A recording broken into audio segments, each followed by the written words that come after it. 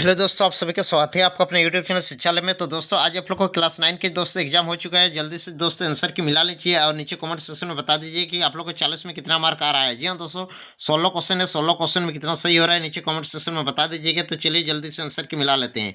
सबसे पहला क्वेश्चन देख लीजिए। सबसे पहला आप लोग को क्वेश्चन पूछा गया था, निर्देशांक दोस्तों 4,4 इनमें से किस रेखा का हल है। जी हाँ दोस्तों, ये एक्स में 4 बैठाना है और वाई में भी 4 बैठाना है और उसके बाद देखना है कि कौन वाला आप लोग का राइट आंसर होगा। तो इसका दोस्तों अगर हल कीजिएगा ना तो दोस्तों हम लोग को सी नंबर में आएगा।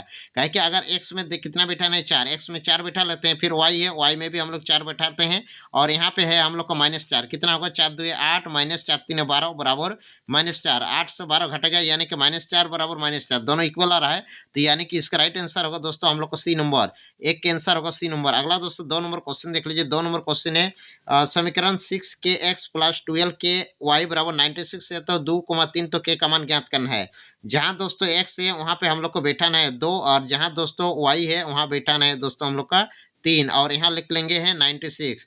अब दोस्तों यहाँ पे 6 2 कितना होगा, 6 2 दोस्तों 12 के होगा प्लस 12 3 36 के और यहाँ पे होगा 96, 36 और 2 8 होगा, 4 और 2 3 और 1 4 48 के बराबर 96 होगा और 48 दुए काटेंगे तो 96 होता है यानी कि के वैल्यू होगा हम लोग को 2। तो इसका राइट आंसर होगा दोस्तों हम लोग को 2 यानी कि 2 के आंसर हम लोग को बी नंबर होगा। अगला दोस्तों 3 नंबर क्वेश्चन देख लीजिए।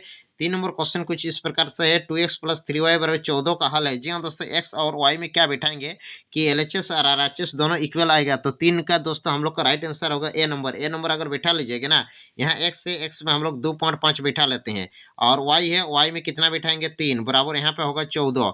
तो 2.5 और 2 गुना करने से 5 आएगा और 3 3 9 होगा, यहाँ पे 14 होगा, 9 5 14 और यहाँ पर भी 14 यानी कि 14 बराबर 14 है, इसलिए इसका राइट आंसर होगा दोस्तों 3 के आंसर होगा option number A. 4 number question देख लीजिए। 4 नंबर क्वेश्चन है समीकरण 3x + 5y बराबर 12 का कितने हल है। जी हाँ दोस्तों, 4 नंबर को अगर हल कर लेंगे ना तो ये एक रैखिक समीकरण होता है। तो रैखिक समीकरण का दोस्तों एक हल होता है, तो 4 का आंसर होगा ऑप्शन नंबर सी यानी कि 1 होगा।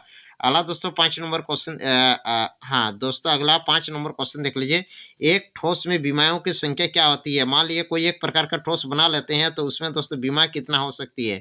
तो दोस्तों विमा दोस्तों हम लोग को 3 होती है, एल गुना बी गुना एच यानी कि एक लंबाई होती है, एक चौड़ाई और ऊंचाई होती है, इसलिए इसका आंसर 3 होगा। अगला दोस्तों 6 नंबर क्वेश्चन देख लीजिए। 6 नंबर क्वेश्चन है यूक्लिड ने अपने प्रसिद्ध कृत एलिमेंट ने निम्नलिखित में कितने विभाजित किया। तो 6 के आंसर होगा 13 अध्याय यानी कि 6 के आंसर होगा ए नंबर। अगला दोस्तों 7 नंबर क्वेश्चन देख लीजिए।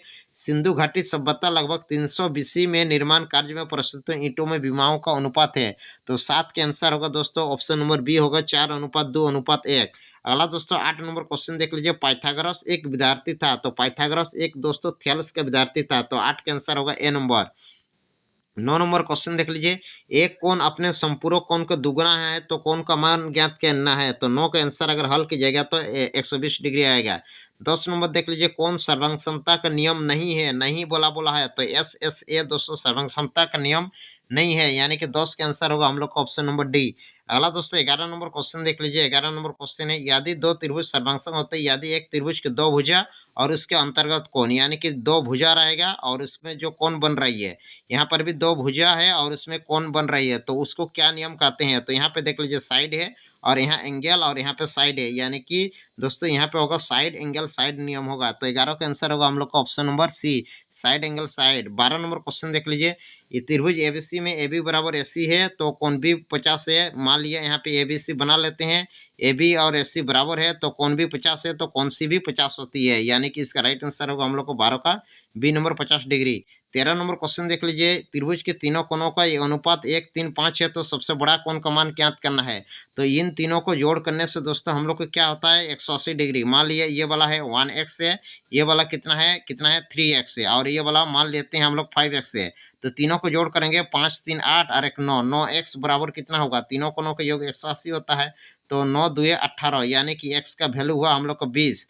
तो हम लोग को निकालना है बड़ा कोण, तो बड़ा है 5x है तो 5 गुना 20 कर लेंगे, तो 5 20 से करने से होता है हम लोग का 100 यानी कि इसका राइट आंसर होगा हम लोग का 100 डिग्री। 13 का आंसर होगा डी नंबर। 14 नंबर क्वेश्चन देख लीजिए। यदि ए बी समांतर सी डी है तो एक्स का वैल्यू ज्ञात करना है। तो यहाँ पे देख लीजिए कुछ चित्र है, ये वाला 130 है तो ये वाला भी 130 होगा, काहे कि ये एक अंतर कोण है। तो ये 130 है, तो ऊपर वाला दोस्तों हम लोग को 50 डिग्री होगा। 130 और 50 जोड़ करने से 180 होता है, यानी कि इसका होगा 50 डिग्री। अगला दोस्तों 15 नंबर क्वेश्चन देख लीजिए। y अनुपात z बराबर 3:7 है, तो x का वैल्यू निकालना है। तो ये y है, तो इधर वाला भी y होगा, और y और z का योग 180 होता है, यानी कि मान लिया 3 है, 3 को 3x मानते हैं और इसको 7x, 3x और 7x होगा 180, 7 और 3 कितना होगा 10x बराबर 180, एक एक तो जीरो काट गया, x का वैल्यू कितना आया 18, तो x का वैल्यू 18 आया। तो यानी कि हम लोग का यहाँ पे z कितना है, z दोस्तों हम लोग को 7x माने हैं, 18 और 7 गुना कर लेते हैं, तो 18 इंटू 7, 8 7 56 का 6 हासिल 5, 7 5 12, यानी कि ये वाला 126 हुआ, तो ये भी 126 ही होगा। तो इसका राइट आंसर होगा दोस्तों हम लोग का 126 डिग्री। 15 का आंसर होगा बी नंबर।